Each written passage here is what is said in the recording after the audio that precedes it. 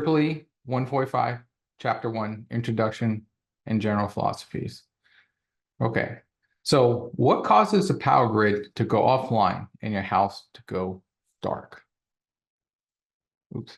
Well, typically, if the power line gets disconnected, right? So if the power line gets disconnected, no current will flow to your house. No current will flow to your house.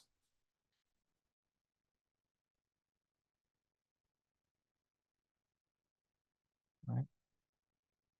So this is majorly the reason why you have system disturbances and something happens to the grid and you get a blackout, right? Now, several things can cause this, right? Why does a down power line stop this? Well, a power line will fall to the ground if we have a car wreck. So let's say car wreck. This is where the lines fall to the ground.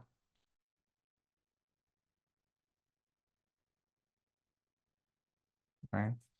And then it creates short circuit.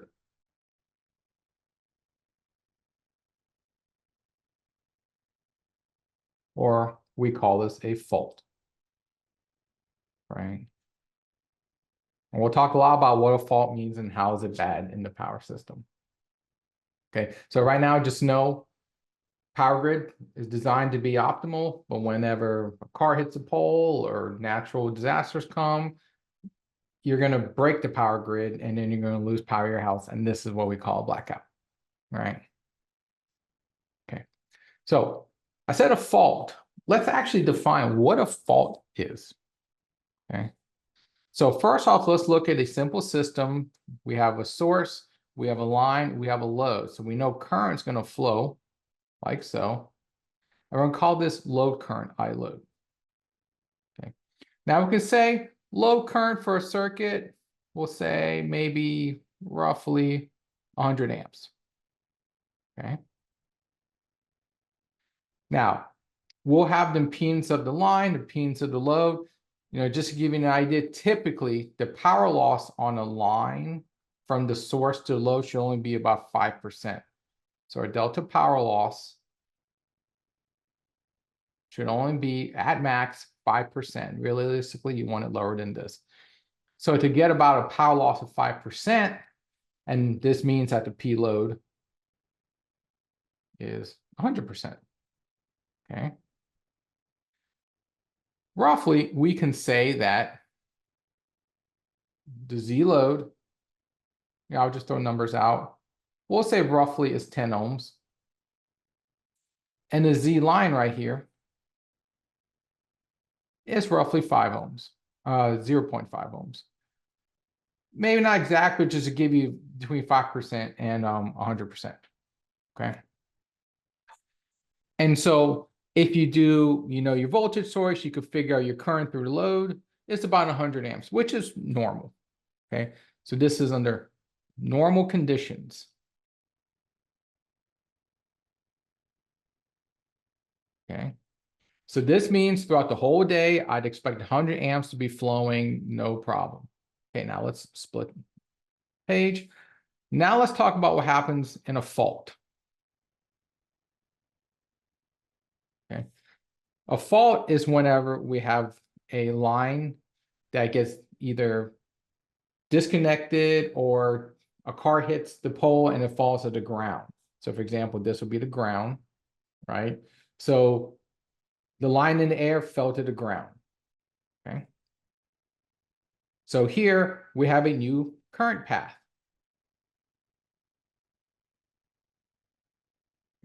Now let's kind of remember this Z line is roughly 5%, 0.5 ohms, right? But notice that the current now only flows through a small line impedance. This is I fault. It actually ignores the load completely. So we could kind of do some little rough math. if I had 100 amps flowing through about roughly 10.5 ohms, and I have the same voltage source at 0.5 ohms, notice that the impedance, the Z of the circuit, is drastically lower. Okay, it's only 0.5 ohms. So this means, so 3 dots is therefore, the I fault will be very high. It increases. Okay, so remember, V equals I times R. If V is constant, and then your impedance changes, then current is going to change as well. So resistance goes down, current must go up proportionally. Okay, so if we had a roughly 10.5 ohms and now have 0.5 ohms, we roughly we had about a 20x increase in current. Okay, meaning we have about roughly 2,000 amps flowing. Okay, and this is very bad. This is danger mode. You're going to burn the line down. Okay, so this is the big problem with the fault on the system, is you unintentionally disconnected the load and you drastically increase the current, which will then cause problems. Okay, now we have higher current. Why are faults so damaging to the power system? Okay, remember we said faults equal higher currents. Why is that bad?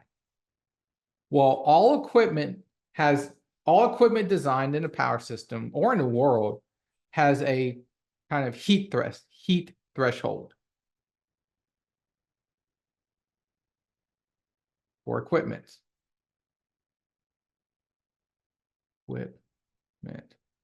Heat is an enemy of electrical engineering because anytime current flows through a wire or any device, it generates heat.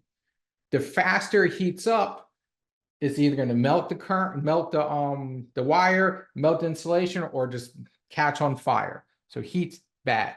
Now, how does higher current cause heat?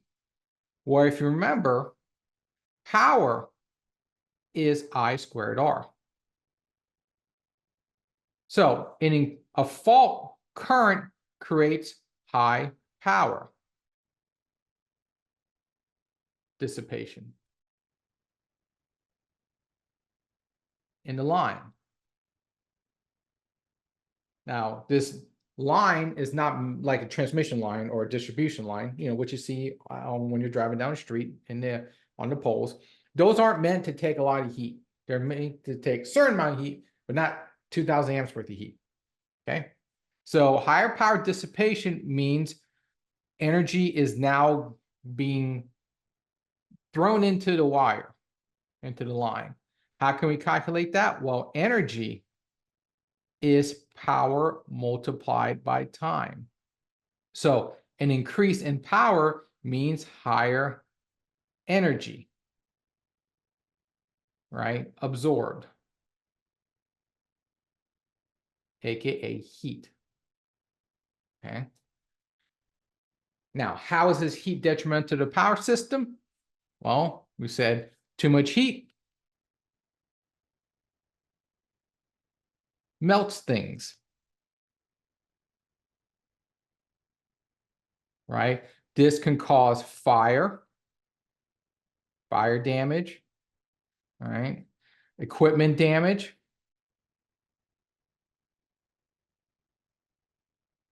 And it could burn people alive, right? Safety concerns. Oops. That's a big deal. You don't want to be anywhere near this building right here when the transformer catches on fire. Safety issue. Okay. So all these are very bad things, right? And of course, we should say, all this, it costs dollars, right? Any accidents, anything we have to replace, any lawsuits we have to file, and pay out because somebody died on the job, or a random bystander died because of the fire, that costs a lot of money in utility, right? That's another big factor as well. Okay. Now, what will cause a fault in the power system? We kind of said it before, we'll say it again, right? It's when the wires touch the ground, meaning a car hits the pole, falls to the ground, or when wire, let's say, when different phases, and this is A, B, C wires touch each other. Okay, one example is you have 3 wires and then a tree branch falls on it, right? Or maybe like a balloon in the air will float by and then kind of land on both the wires. Now the wires are kind of far apart, but if the string to the balloon is like 20 feet long, then it'll land across both of them, and then you accidentally connected A and B phase together, which will be a fault. Okay. So that's what typically causes a power system, is some accident that happens. Okay. Now we have an idea of what the fault looks like. Why is it bad? Here we need to start doing an engineering part and classifying the different types of faults in the system. So I kind of make this worksheet so we could go and say, well, what are the different possible combinations? Remember, in the power systems, we have 3 wires typically, A, B, and C phase on the pole. Okay. Now, don't forget, you also have ground, right? So we didn't draw it here, but you also have the ground, meaning the literal dirt on the ground. So that's also a thing that can interact with it. So as an exercise, I want you to go and read these terminologies, 3-phase faults, and try to figure out which wires touch each other to create this faulted scenario. Now, I'll do one for you, okay? One combination we could have is 2 line to ground fault. I will bet money we can have a scenario where B phase, and we put little crosses to signify this is a point where something's happening. B and C phase somehow interact with each other, and we put a wire across it. So that's our phase to phase. So I said B to C, and then to ground. So there's a third point. So I'm going to draw the ground down here. And this also goes to ground as well. So this is a B to C to ground fault. Okay. Now I'll leave it up to you. Let's take a 15-minute break. Go ahead and draw with your X's and your grounds and make this new wire. Try to get all of these drawn out, and we'll come back and we'll see what you did. Okay. So thank you, and stop this video real quick, do this, and we'll catch up in a few minutes. Okay, welcome back. So here we're going to continue on the classifying the types of faults in the power systems. So we were tasked with about 15 minutes to try to figure out all the different types of faults possible. So I'm going to go through them real quick. So 3-phase fault. So we don't have 3 phases in the power system. So it's time when A phase, B phase, and C phase get connected to each other. Okay. This is typically when a whole power line goes down and all the wires touch each other on the grass or something, you have a 3-phase fault. Okay. Some people might argue you also put it to ground or not. I'm going to kind of put a dotted line here, right? But putting it to ground doesn't really do anything, because if it's a 3-phase balanced fault, then the ground's not going to have any difference to it. Okay. Now, for a phase-to-phase to ground fault, the ground does have a big play into it. So we did a BC phase fault previously. We could go through different combinations. Out of 3 phases, we could do a combination A and B phase, which is then connected to the ground. And then we could have a A to C phase, which is also connected to the ground. So it's three different combinations. Okay, so we have a to B fault, A, B to ground fault, right? A, B to C ground fault, and then so we kind of do in a little order. So let me move this up a little bit. Typically, we say A to B fault, then B to C fault. And then lastly, oops, give me 1 second. So let's get this going. A, C to A fault. Okay, they say C to A instead of A to C because I think you might get a little confused with A to B and A to C. So just get used to calling it a C to A fault. So this is a C to A to ground fault. So three different types of faults in this section. Okay. Next, we got two face-to-face fault or a 2L fault. So here it's the same face-to-face fault, but the ground is not included. Okay, so we have A to B. And one example would this be whenever that balloon string or a branch falls from the either the sky or a tall tree and it lands on two of the power lines. Not all three power lines, because then you have a three-phase fault, but only two power lines. But that string or that branch does not touch the ground. So this is what a two-phase fault represents. Again, we're gonna have an A to B phase fault. We're gonna have a B to C phase fault. And then we'll have a C to A fault. Okay. So typically we would draw it we'll literally take markers and draw them out and say, this is where the fault was, draw your X's and draw your line across it. And then you can start doing your circuit analysis to see what actually happens. So this is an A to B fault. This is a B to C fault. And again, we like to say C to A instead of A to C fault. Okay. And then the last one, let's go down just a little bit. We're going to have a single line of ground fault. This is where we only take one phase, A phase, and that goes straight to ground. This is typically the most common type of fault you'll see where a branch hits a single line and then falls to the ground, or it conducts through the tree itself. All right. We have a B phase fault as well, and a C phase fault. Another common example of a single line of ground fault is a lightning strike, where the lightning strikes one of the wires, and then it creates kind of like a big ball of energy, and that arcs over into the actual power line pole itself. So A phase is now connected to the actual pole to the ground. Okay, so we call this A to G fault, a B to G fault, and a C to G fault. So if you notice, there's 9 here and 1 up here. Well, actually, I didn't even write. I should write.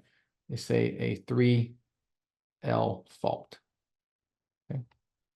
So there's a total of 10 different type of faults we need to kind of possibilities we need to look at as a potential problem in the power system. And again, this entire industry is based on stopping these 10 types of occurrences from happening, or if we can't stop it, mitigate it as much as possible and try to lessen the damage. Okay. Because, for example, lightning strike, you can't easily stop it. You could build shields to kind of, divert it, but, those don't work all the time. You have to be ready for and one of these 10 things to happen and then be ready to act. Okay. So that kind of feathers into the next one. How do we stop faults in the power system? Okay. So the question is what factors increase the damage caused by faults? So remember, we talked about heat as an enemy of electrical engineering. So what factors increase this? Well, remember, energy is power times time multiplied by time, okay, which is equal to power is actually I squared times R of the circuit times T. We can't really change R too much because that's how the power grid is built. We can't just magically just put resistance in or out, right? It's, you know, it's too hard to just, oh, this millisecond, let's go out there and quickly install a giant resistor on the line. That doesn't happen.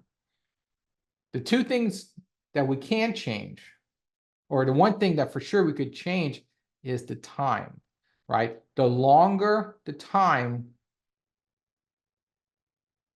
equals more damage. Okay.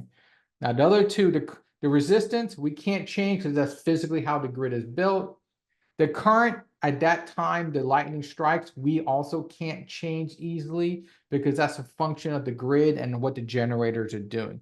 So these two I squared R, these are kind of constants we have no control over at that point.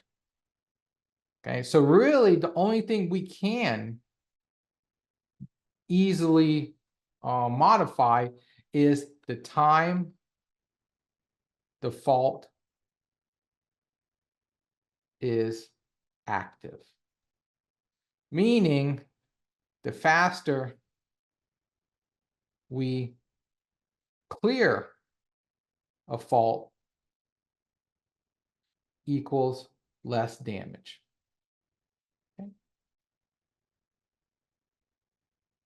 Now, thinking of any circuit, if you have high current and the heat is building up, what is the fastest, simplest way to protect the circuit and stop damage, right? It's not throw ice on it. It's not get the fire extinguisher. It's to disconnect the source, right? With a switch. Okay, think about in your house.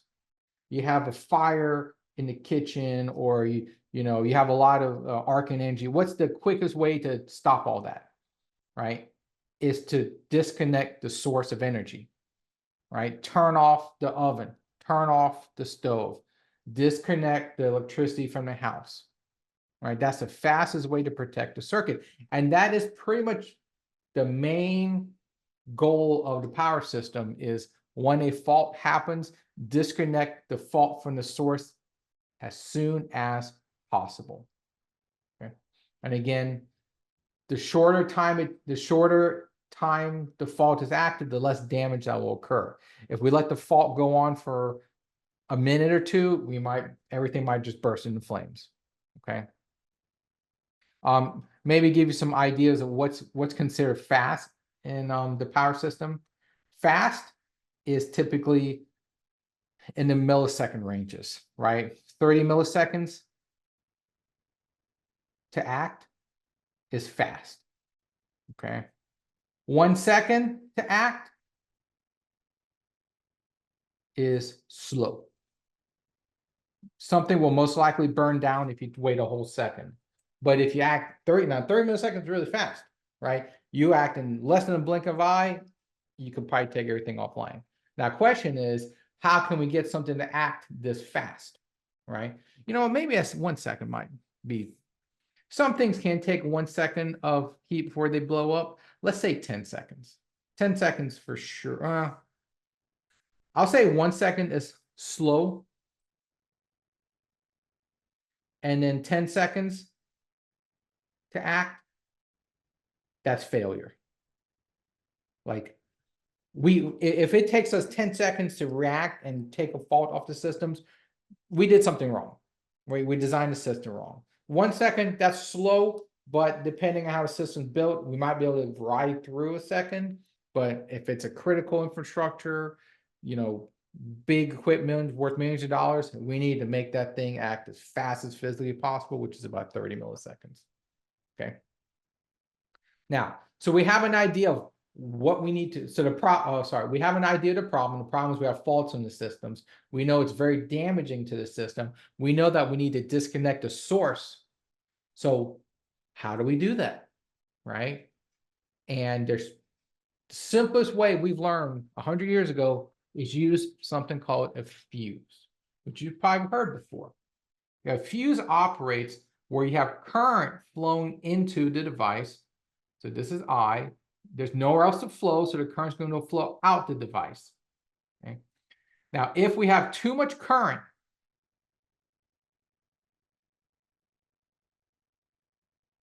will cause the fuse wire to melt. Okay. If the fuse wire melts, we then create, so too much current causes fuse wire to melt. Fuse wire melt causes a disconnection. Okay. So once this fuse wire gets burnt up right here, we physically disconnect the circuit. Okay.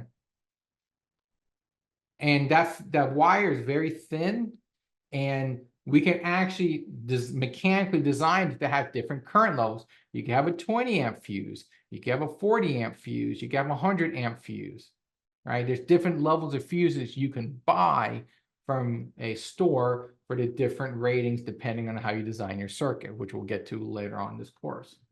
Okay. Now, where would you typically put a fuse? Well, I would put a fuse, two rules, right? Fuse a source. Okay, so basically right here, this is the fuse for the source. So in case we have a fault, we're going to have too much current flowing out the power supply. I don't want to burn up the power supply, so I could put a fuse right here to burn up and disconnect the rest of the circuit in case there's a problem. Okay, so fusing a source is one solution. Another solution, which we do both to be safe, is to fuse the load, which are these things. So we have one load right here. We got several more, right? So fusing loads, if we have a fault inside the circuit, number one, high current will flow through, right? If it's too much, we might burn the whole circuit up. So let's put a fuse right here to disconnect circuit one in case something bad happens. Okay, so that's a general rule of thumb: is fuse loads, fuse sources. Honestly, put a fuse in front of every element or every device that you have that you want to save because it's expensive, right? If it's something that's like 10 cents, you don't care about it, fine, don't put a fuse. Just, it's going to burn up, you're going to buy a new one. Okay, but in a power system, everything costs thousands of dollars. Every device has a fuse of some sort built into it. Okay. What do fuses look like, just to give you an idea? Okay, so this is a power line pole. You typically see these when you're driving down the streets, and if you ever, if you're a passenger, you look up and you see the power lines going through this, going parallel with the road. Okay, as power engineers, you're probably gonna start looking up a lot more because you're gonna be involved in that. So if you look at right here, this is the fuse right here, this canister looking thing. Okay, so we have three fuses. Can you guess why we have three fuses? Because of A, B, and C phase. Okay, so that's the fuses you see on the power line pole. So if you work for utility, you're going to learn those. Another one you typically see is this is a fused disconnect switch. You typically see these in industrial plants, motor control centers, data centers. This is where we're most likely in a 480 volt level, right? And this is a load center. Okay. Notice you have this handle right here, so you could literally turn everything on and off. You could power up and power down things. Now, within the switch, look again, you have three fuses. These little canisters, these are the fuses. Okay. Now, again, why do we have three? Most likely we have A, B, and C phase. Okay. So this is typically what fuses will look like in the power industry, and you'll see them pretty much all over the place if you end up working either for utility or some type of industrial plant or load center or data centers, and whatnot. Okay. So that's the fuse. Very old technology, very useful. The one big problem with fuses is when they burn up, you have to buy a new one and you have to replace them. Okay. But other than that, it's used in the power industry quite often. Now, we kind of graduated from using a fuse to something a little more complicated called a relay. Okay, so a relay itself. Okay, relay is kind of like a fuse that's reusable and reprogrammable. So what is a relay? Relay is a computer, right? It's a computer that is either a mechanical computer made 100 years ago, or it's a microprocessor base, like an Arduino, pretty much, right? So both are used in the industry. We're pretty much going to microprocessor because they're far superior than a mechanical device. But either one of these, you have a series of logical events that happen. So first off, you have the input. So to make a decision, we need to figure out the voltage of the power system. We need a current of the power system. Most likely need a frequency of the system, right? I can't make a decision if I don't know what's going on. So those are read from the power system. That's the sensing device of the relay. And then so now we have a flow of information. Now, once we get into the logical device, this is your digital logic or analog logic if you're mechanical.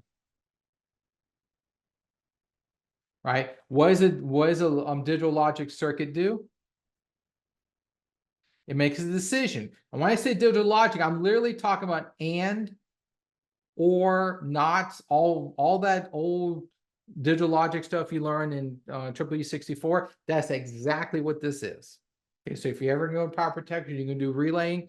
You're literally going to have to draw in AND gates, NOT gates, OR gates, latches, timers, all that stuff. Okay. Now, coming out of it, to amplify, you made a decision. Okay. And the decision you make will then affect the rest of the power system. And one decision can be to, disconnect. So the decision making here is we have two choices. It's binary. We could turn on or off the disconnect switch.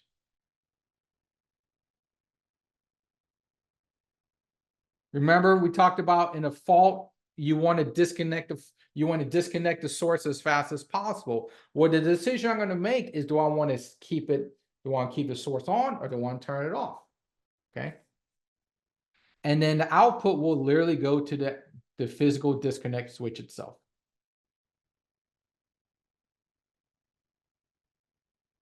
Okay. So that's how the decision-making process works. Now, one may ask, well, why do we need to have a decision keep the switch on? Remember, the relay it operates and monitors 24 hours a day, 7 days a week. Okay. I call it the guardians of the power system. We literally have some relays that's been out in the field for literally 100 years and have never stopped working from like the 1920s. So they are literally for 100 years, 24 hours a day, 7 days a week, every second, they've been monitoring the power system and making that decision. Do we stay online or stay offline? If everything's working normally, we constantly send the signal, hey, keep everything on. Don't turn anything off. We're doing fine.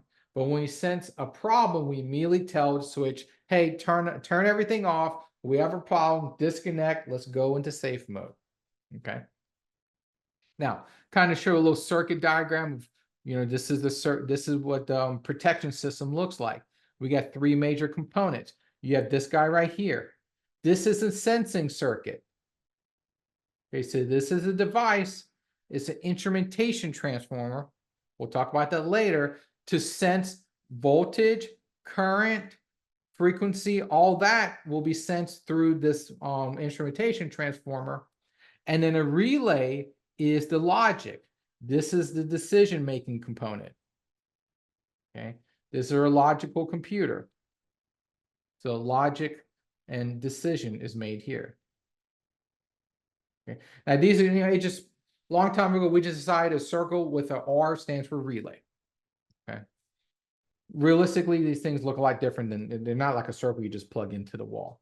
Okay, they're like literally computers. And then out there, here is the decision making, the decision to switch on or off. And then this thing right here, this is an actual physical switch. Now we call this CB. CB stands for circuit breaker. Okay. But realistically, a circuit breaker is just a really big fancy switch that can disconnect during fault conditions. Okay, for right now, the switch, circuit breaker, they form very similar functions. Okay. And so this is literally the two major groups of protective devices we use. We either use a fuse or we use a relay. 95% of the world uses relays right now. And one of the main reasons why is a relay can be reset after it operates, right? A fuse versus a fuse that must be replaced.